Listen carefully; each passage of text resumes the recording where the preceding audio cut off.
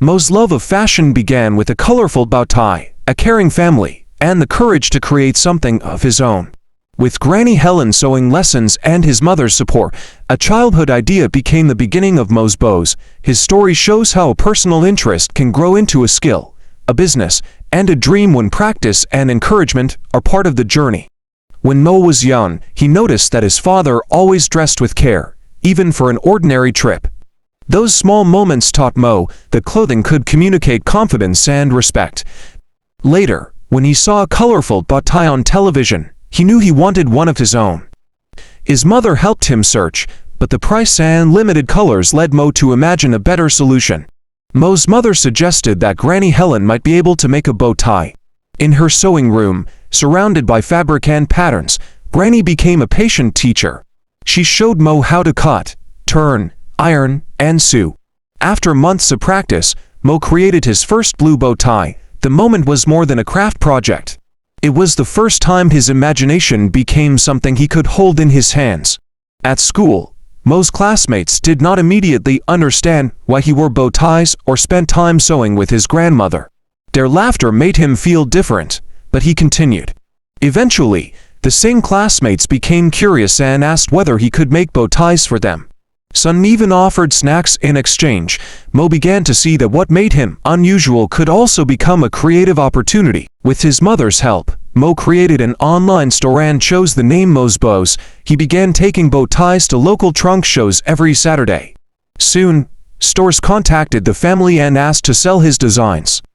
While Mo attended school, his mother answered calls and managed orders. After school, Mo selected fabrics, processed packages, helped with shipping, and wrote personal notes to customers. His hobby was becoming a real business. As Mo's Bows grew, Mo was invited to present the company on Shark Tank. He prepared for months and planned to ask for $50,000 in exchange for a 15% share of the company. When the cameras turned on, fear made his mind go blank and the words he had practiced disappeared. After taking a deep breath, Mo recovered and delivered his pitch.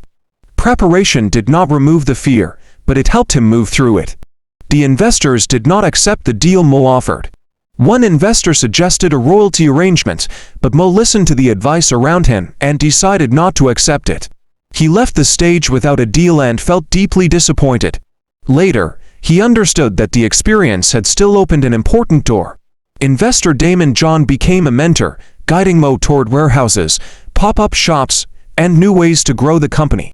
Mo's Bows continued to grow, selling more than 15,000 bow ties and generating over $650,000 in revenue. Mo also appeared on television, created fashion opportunities, and spoke to young people in places including the United States, Dubai, Germany, and Spain. He tells children that they can do something meaningful at any age. His success is not only measured by sales, but also by the encouragement he gives to future entrepreneurs. Mo's journey is still continuing. He dreams of creating bold fashion designs, new prints, unusual bow ties, and complete collections. At the same time, he knows that success requires balancing school, work, friendships, and personal goals. Some days are difficult, and missed targets can be disappointing. Yet his imagination keeps him moving forward. The story ends with a future that is still being designed, one idea and one careful stitch at a time.